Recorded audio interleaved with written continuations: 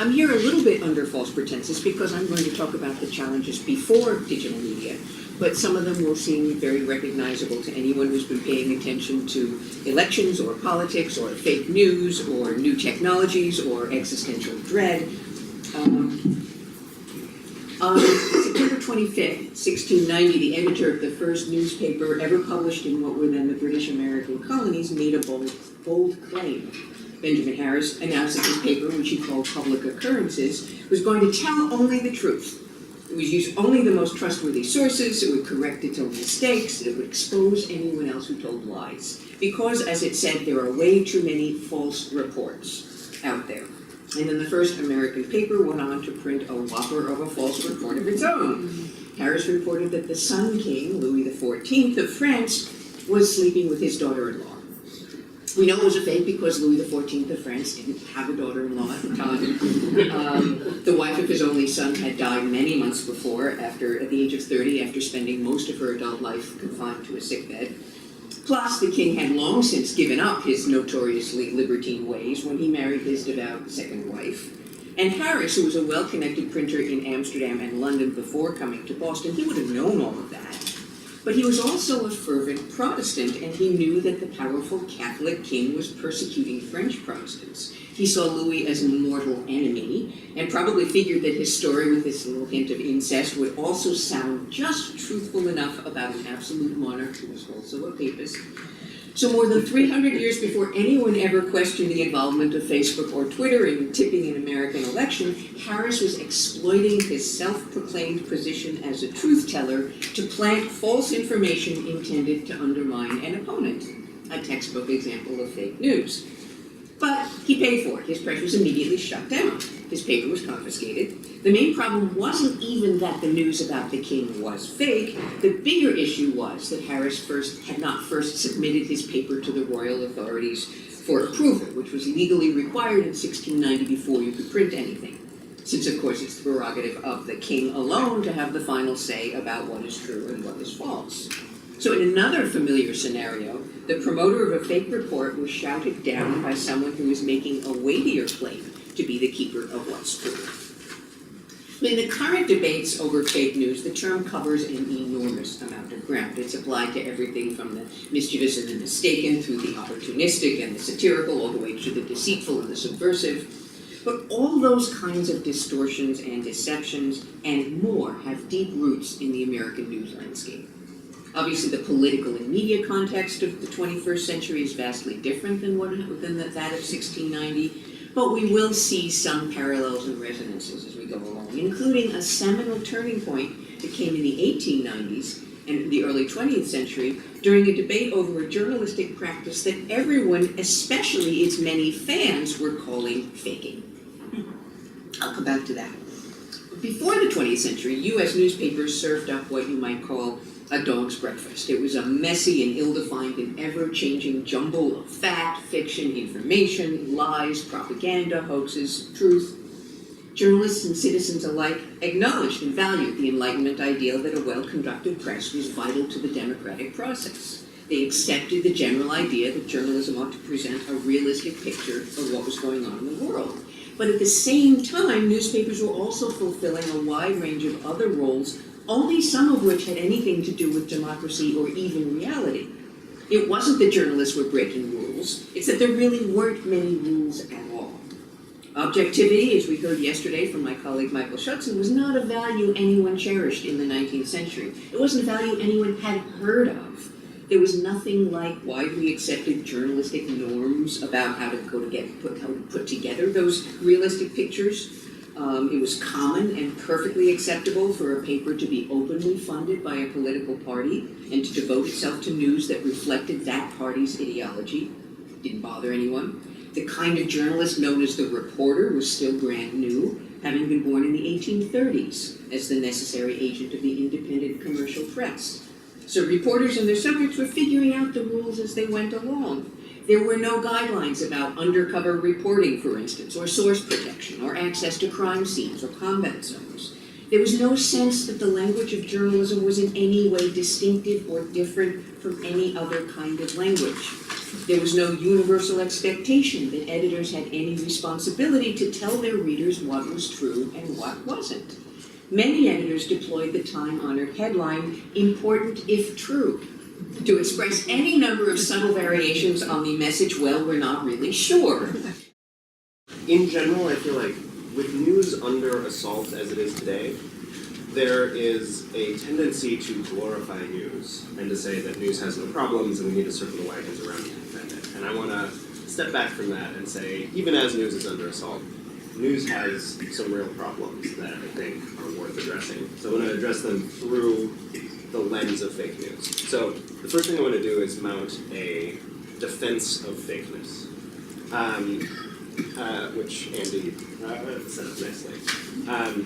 And fake news became a big topic in this last election. I started thinking about it a while before that. In 10th grade, I started a newspaper called The Yellow Press. That was, I grew up in Madison, Wisconsin, where The Onion is from, and so sort of satirical news was in the water. And if you were a young person and wanted to do something interesting and couldn't keep a beat or carry a tune, started an independent newspaper. So mine was The Yellow Press. Later I went on to The Onion, where I was a freelancer and eventually managing editor. And when I was at The Onion, we would take it as a badge of honor when someone would read our fake news and believe that it was real. The first example that I remember was the article, "Congress threatens to leave D.C. unless new Capitol is built." It's a sort of, they being a sports team, they wanted a retractable dome. And the state newspaper of China reprinted the article as real news. And then the next day when it came out, they realized that they were wrong. They issued the most defensive and terse statement, which said, apparently in America there are companies that are paid to tell lies. And then we also, one type of satire we would do one sort of category of article would be taking the sort of stereotypical mythic impressions and misimpressions and fever dreams of people on different sides of the political spectrum and reporting them as news. So one of those was 1998 homosexual recruitment drive nearing goal, which got passed around on tons of right-wing forums and religious forums saying, like, see, the gays do have this whole agenda. It's right here in the newspaper. Another one was Planned Parenthood opens $8 billion abortion plex, which a congressman, I believe, cited on the House floor. But back then it was sort of fun, because when people got it wrong and then realized that it was an Onion story, they would be embarrassed and they would be ashamed. They would feel like the joke was on them. I feel like if we had run the abortion plex story in 2016, people would have doubled down. Like Alex Jones would have said he had seen the plans for the abortion plex. Like it would have, like, the idea that you would be ashamed of that sort of went out the window. It felt like the year that shame died. So I do think sort of the idea of telling things that aren't true in order to get at the truth is a really important practice. I think I want to stand up for the role of satire, I want to stand up for the role of all fiction in novels and film as a way to get at truths that, I like that phrase, the bare recital of facts, that the bare recital of facts really actually doesn't allow you to get to. I wrote a piece for The Onion in the mid-2000s that was Secretary of Defense humiliated as U.S. credit card rejected. And it was a great, like, we photoshopped a great Donald Rumsfeld, very sheepish. And, you know, there were lots of news articles about, you know, the untenability of our foreign adventures in war and the economic instability and the deficit spending and all those things. I think our story got to the truth of those quicker, and I'm ruining humor by talking about it, but got to the heart of it a little better. I wrote an article also that was Google announces plans to destroy all information it can't index, which was sort of like 10 years before the backlash against Google and Facebook. I think that it's useful. I think that when there's a real problem with news in that the sort of objective strictures that journalists put on themselves are very good for getting to a shared understanding of reality and truth. They're very bad for telling stories, and people react to stories, people connect to stories, and so there's a sense when you're reading news that I'm not being told the whole story. I'm certainly not being told it in a way that is engaging or interesting 90% of the time. And I have the option to read stories that are written well and excitingly and engagingly and entertainingly that also give me things that feel like information. So I'm going to read those instead. I think that can obviously be used for good and ill, and has been used a lot for both. But sort of in this moment of fake news furor, I sort of don't want to lose the value of fake news. So I have two pictures up here today. On Halloween 2017, Milo Yiannopoulos, former Breitbart tech reporter, and now his own media corporation, Milo Inc., he gave a speech in front of several hundred fans at Cal State University Fullerton. The cost to entrance was $35, and charging the crowd money ensured that he would not suffer the fate of other controversial campus speakers, where the heckler's veto would make it impossible to carry on. As the energized crowd left the auditorium, they faced hundreds of protesters outside. But as they exited, they chanted, "Fake news, fake news, fake news." And I thought to myself, why? How did fake news become a protest chant? And at Data and Society, we've been thinking a lot about alternative media makers and how they leverage the broadcasting capacity of social media to build dedicated audience.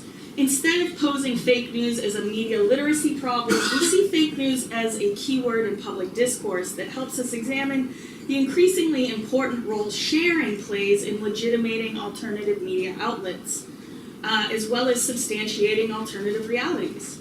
Today, I will give an overview of 4 participatory media makers to illustrate how alternative media outlets use hyperpartisan and politicized frames to ensure their content is distributed across multiple platforms and networks, both increasing their distribution and their power in the process.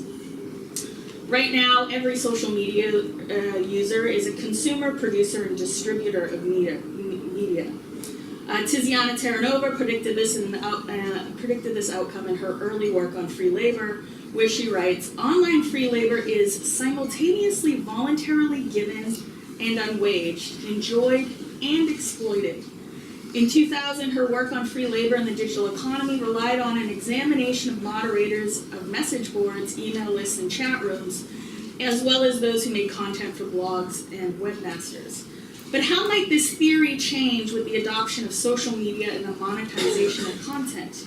Now, most of us don't think of ourselves as content producers and moderators when we use social media, but content creation and moderation is more of the work or the free labor we do online, in our feeds, in our timelines, and in our careful curation of our dinner plates as we snap a photo for Instagram. This is rather obvious, but I will argue that we shouldn't just study the makers and purveyors of fake news, but rather we should focus on the organizing strategies of those who compel others to give them free labor in the service of creating an alternative and rival media network. So that is to say, there's a different kind of producer-consumer-distributor relationship on social media that has hybrid roots in media and in social movements. For movements, every user of social media is not only a potential producer or consumer, but is also a distributor of the message. Only certain kinds of media makers that seek to employ free laborers leverage this capacity. This is because the social media's users' like, view, or donation is also a vote, a confirmation, and a bump in the algorithmic economy. Sharing online is a kind of free labor that was made very easy with social media, and we embraced it heavily in 2011 because it helped our movements grow. And now I think we can see this tactic almost everywhere. To think through the power of the user as a distributor with the share button on ready requires us to rethink how the growing field of participatory media has acted as a beta test for an alternative media market.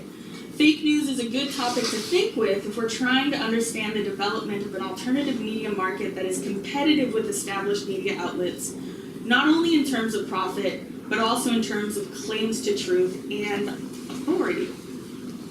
So whereas many major media outlets work with the model of content creation, then distribute to the audience with the intent of monetizing clicks with ads and subscriptions, participatory media makers think more like movements. Here, media is made in order to spread messages. With each share, reach is increased. Because these media makers in movements have a low overhead for broadcast and storage, they concentrate on getting the audience to see their content as more than just reporting. Sharing is participating in the media production process and making a contribution to the movement overall.